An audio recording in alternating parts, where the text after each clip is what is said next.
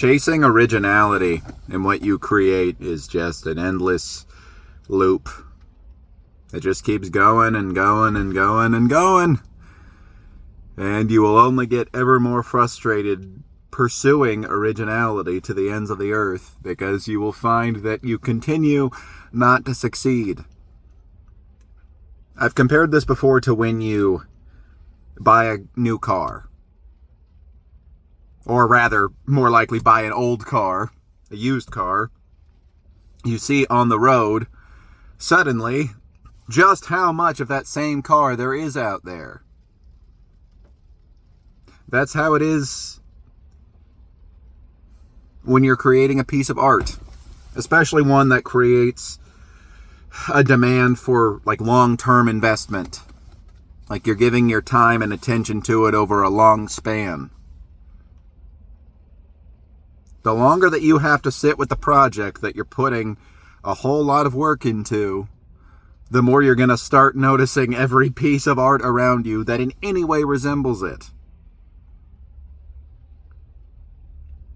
I remember one time, 5 or 6 years ago, I was working on a song that was long and highly produced. And then I just heard somebody release a song that was long and highly produced. And on those merits alone, I was like, my song's not original enough. I'm not the first person to have a long and highly produced song. Isn't that funny? We can't be in this endless chase for originality. Sure, we don't want to make stuff that's contrived or recycled over and over and over again, but I think if we even have the inkling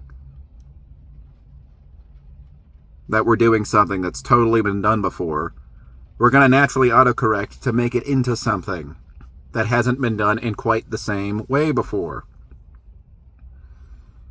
Elizabeth Gilbert's book, Big Magic, had an incredibly relieving insight for me. People don't care as much if a work is original. They care more if it's authentic. They care more if it's honestly speaking to your experience. Or they care more if it's just an honest expression that you're trying to get out of yourself. That's what people care more about. When people go to a big studio film and they walk out angry, it's like, God, they just gave us more of the same. I think a lot of the times it's because we can feel the distance that the director or the human filmmaker had involved in it. The distance created by a bunch of other studio heads saying, no, include all this stuff because it's a proven formula, time-tested. But you see smaller scale films all the time that still follow a standard rom-com format or a standard horror format. And people still find ways to appreciate those things even though they have familiar beats to them, because you can just feel that raw filmmaker energy to it. You can feel the person behind it with a vision. And that's why we connect to it. It's not because it's the most purely original thing that we've ever seen in our entire lives. And yeah, sometimes entirely original, I can't even think of something that follow that formula stuff comes along. But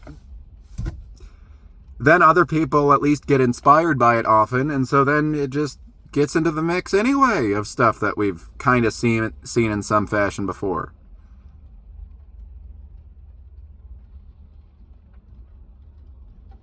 The bottom line is just make stuff that's authentic. And if you have passion behind it, I'd say it automatically has some authenticity points in my book. And you can take familiar pieces and put them together in a way that people haven't seen before, and you probably will, because ready for your kindergarten teacher to tell you this, there is only one you. So those familiar pieces have never been put together by exactly you before.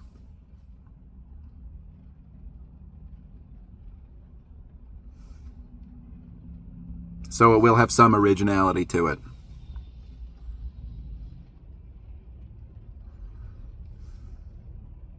I think the viewer just has a soul that's a longing to see an expression of somebody else's soul in full force.